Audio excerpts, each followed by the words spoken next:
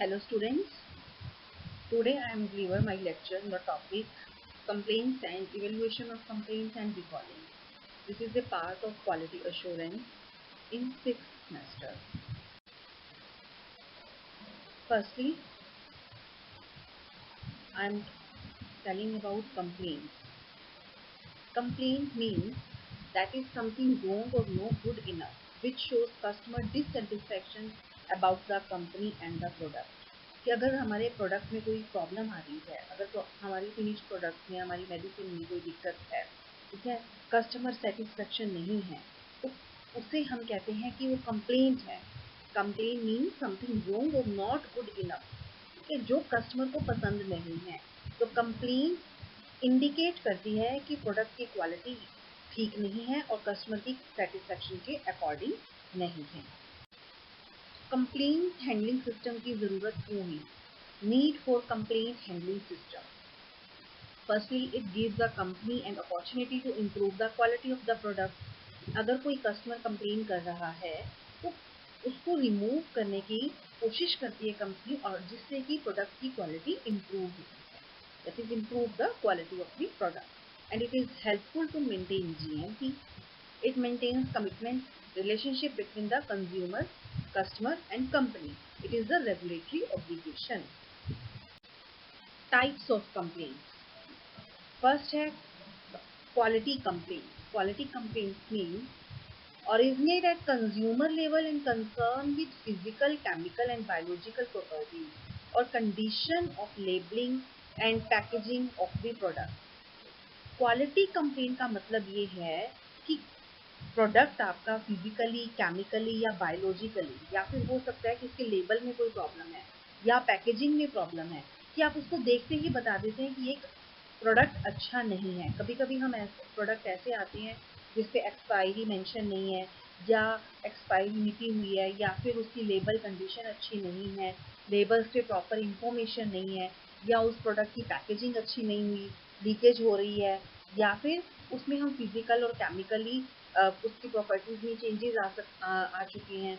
तो कभी कभी ऐसा होता है कि टेबलेट की प्रॉपर पैकिंग नहीं हुई, जिससे उसके अंदर मॉइस्चर चला गया, टेबलेट कलर चेंज हो गया, या फिर आप देखते हो कि सस्पेंशन और इमल्शंस हैं, अगर वो सेटल्ड हो गए हैं, उसको शेक करके यूज़ करते हैं तब भी वो रीसेटल, शेकिंग करने पे भी वो अपने वापस से फॉर्म में नहीं आते हैं. तो इससे पता चलता है कि उनमें उसकी क्वालिटी में कोई ना कोई प्रॉब्लम है. These type of complaints are called quality complaints. Next is adverse reaction complaints. Adverse reactions जो अनटूवर्ड रिएक्शंस होती हैं, ठीक है, जो हम मेडिसिन ले रहे हैं उसकी वजह से जो हमें एलर्जिक रिएक्शंस होती हैं, उसे हम कहते हैं एडवर्स रिएक्शन. अगर एडवर्स रिएक्शन आपकी कोई भी ड्रग है, उसकी लेने से रैशेज हो गए, रेडनेस आ गई, या डायरिया हो गया, या कुछ और प्रॉब्लम हो गई, ठीक है, उसे हम कहेंगे एडवर्स ड्रग रिएक्शन. उसकी वजह से जो भी कंप्लेंट्स आती हैं तो हम वो आती है एडवर्स रिएक्शन कंप्लेंट्स के अंदर. नेक्स्ट है अदर मेडिकली रिलेटेड कंप्लेंट्स. इसमें आती हैं जो लैक ऑफ एफिकेसी या फिर कोई क्लिनिकल रिस्पॉन्स नहीं आ रहा, हम मेडिसिन खा रहे हैं लेकिन उसकी वजह से हमें कोई इफेक्ट नहीं पड़ रहा, उसे हम कहेंगे clinical lack of clinical response. Complain handling systems के कौन कौन से स्टेप होते हैं? तो first step is receiving complain. सबसे पहले कस्टमर से कंप्लेन को रिसीव करते हैं, उसके जो सजेशंस हैं, जो उसके डाउट्स हैं, जो उसके कंप्लेन्स हैं, उसे नोट डाउन करते हैं, ठीक है. कंपनी में कंप्लेन हैंडलिंग सिस्टम बनाया जाता है, उसके अंदर एक पूरी टीम होती है. उनका फर्स्ट स्टेप होता है रिसीविंग कंप्लेन, ठीक है. इसमें वो क्या करेगी, ये जो रिसीविंग कंप्लेन कमेटी होती है, कस्टमर से सजेशंस, डाउट्स और कंप्लेन रिसीव करती है. Next is technical investigation.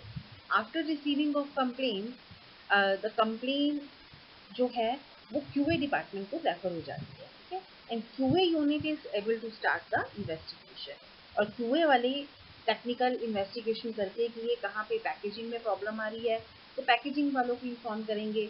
अगर उनके फिजिकल, केमिकल या बायोलॉजिकल टेस्टिंग में प्रॉब्लम आ रही है, रिस्पॉन्स में प्रॉब्लम आ रही है, तो QC वालों को इन्फॉर्म करके कंप्लेन का पता लगाते हैं और उसको रिमूव करने की कोशिश करते हैं। Next is step third, corrective action and feedback to customer. उन्होंने क्या करेक्टिव एक्शन लिया, ठीक है, और उसके बाद में वो कस्टमर को इन्फॉर्म करेंगे और उससे फीडबैक लेंगे कि हमने ये कंप्लेन को रिमूव कर दिया है, अब आप इसको यूज करके देखो और अगेन उसका हमें फीडबैक दो।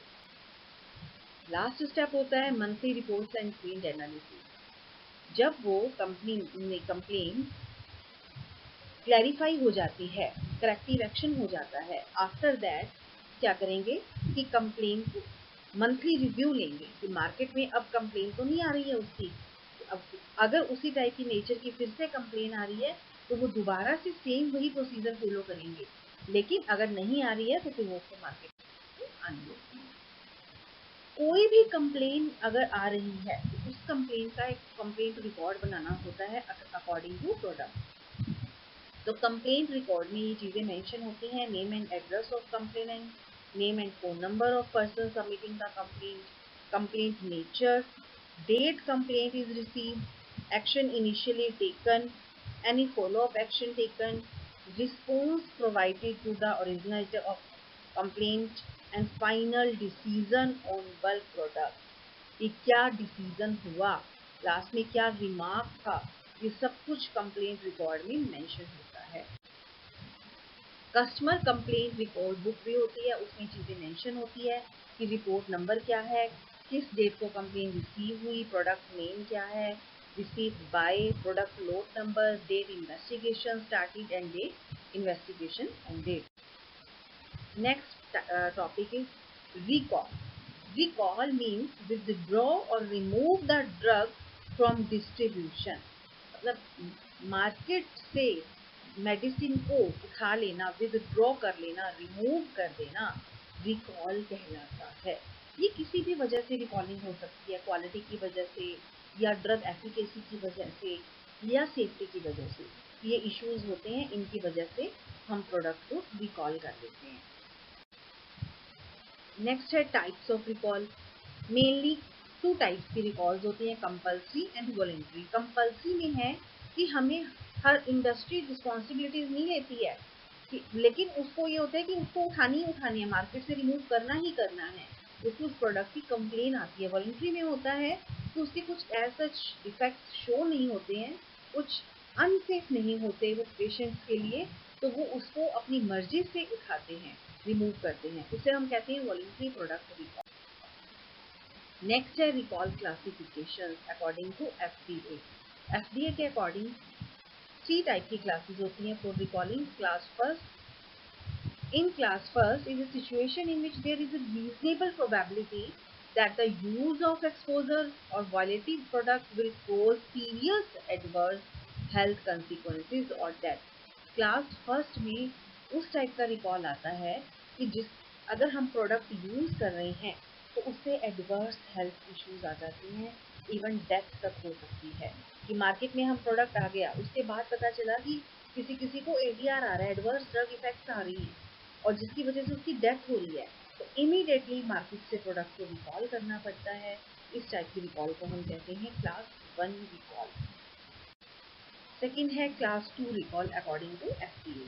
इन this class second is a situation in which use of or exposure to a violative product may cause temporary or medically reversible adverse health consequences।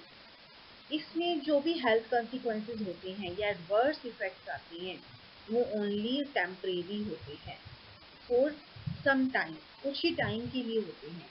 After that वो ठीक हो जाते हैं अदर मेडिसिन से, ठीक है। तो उसे भी हम क्लास 2 रिकॉल के अंदर लेते हैं। Third is class 3 recall.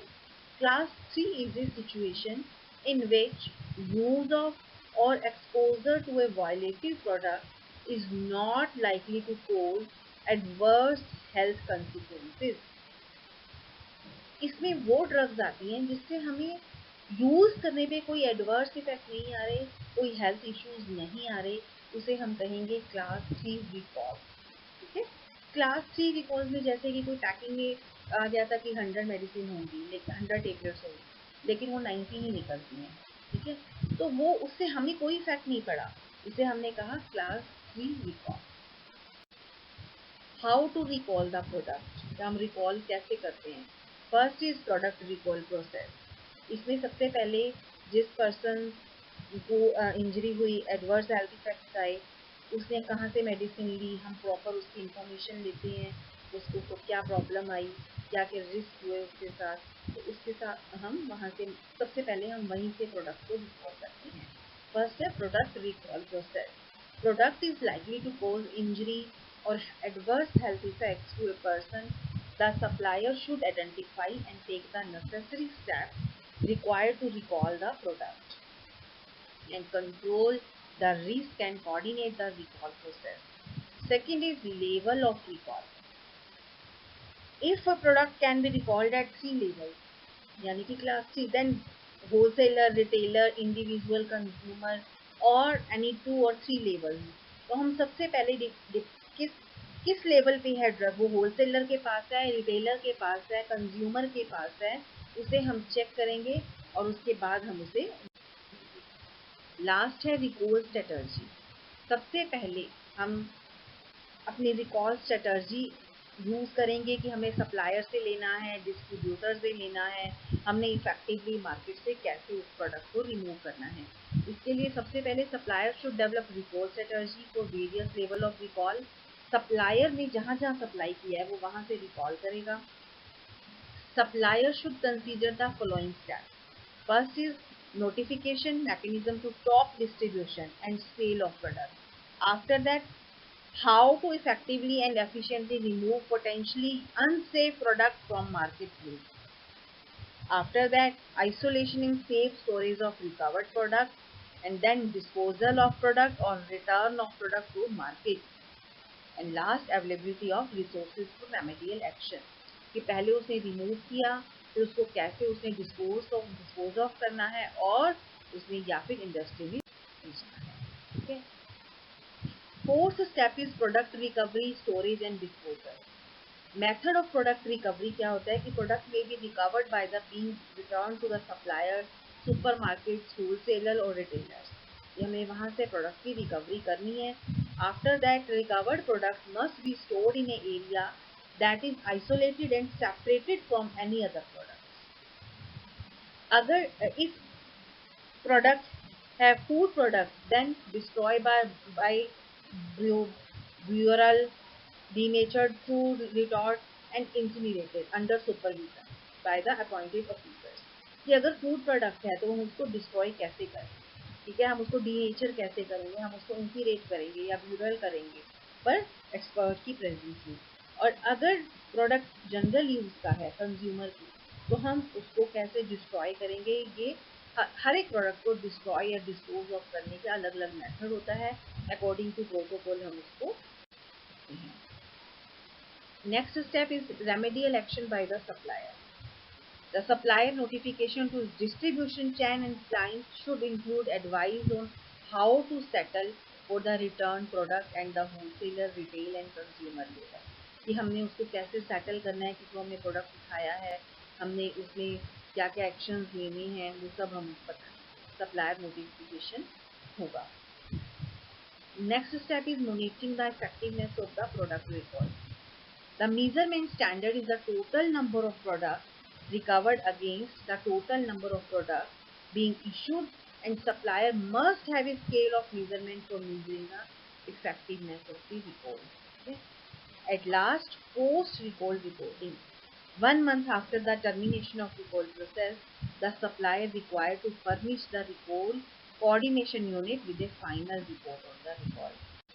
ठीक है, और उनके फोन नंबर्स क्या थे, कि कितने नंबर्स थे, कि हमने इससे इतना कलेक्ट किया।